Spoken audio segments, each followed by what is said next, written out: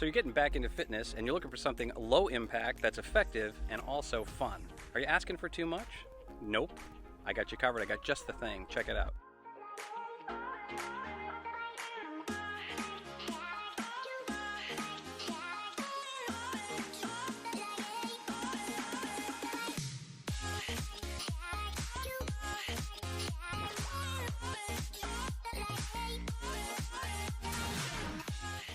And I help men and women over 40 look and feel their best naturally. By making small changes that have a big impact, I help you create a healthy lifestyle you love. So visit me at stevestearns365.com. So what's the difference between high impact and low impact? I mean, high impact, you might be thinking about stuff like football and hockey, which is definitely high impact. But when we talk exercise, we're really talking about just that jarring on your joints, like your knees, your hips, your ankles.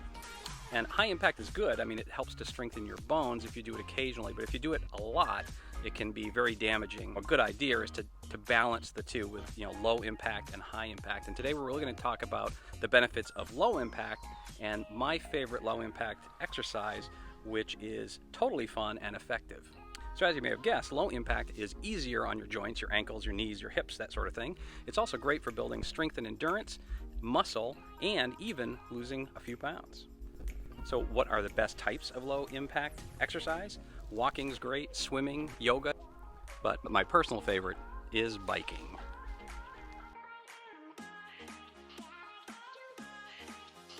Well, it's low impact, it's reasonably inexpensive, you already know how to do it, it's great for your cardiovascular, it helps to increase your metabolism, burn calories so you lose some weight, and it's just fun. Biking is also great for your mental health. I enjoy riding in the woods better because I don't have to deal with those big 2,000-pound machines zipping past me at 60 miles an hour. I actually think it's much safer. And because I'm having to focus on the trail and the rocks and the sticks and that sort of thing, it keeps my mind focused on this, not on anything that's kind of troubling in my life. So it's a very stress-reducing activity for me. Biking also helps improve your balance. Whoa!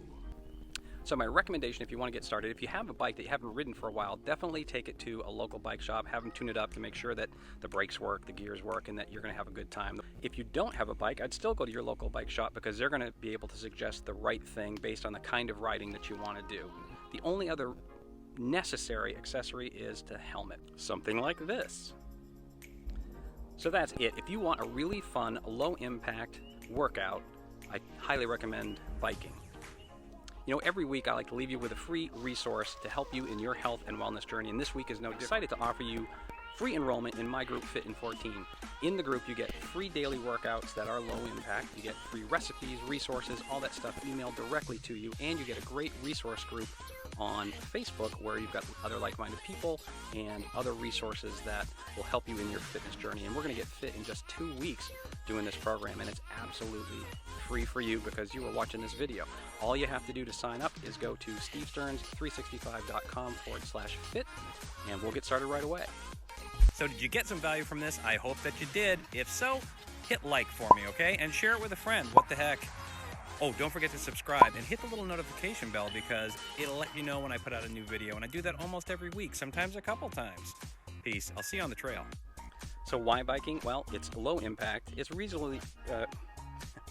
resources, more resources, and even more resources.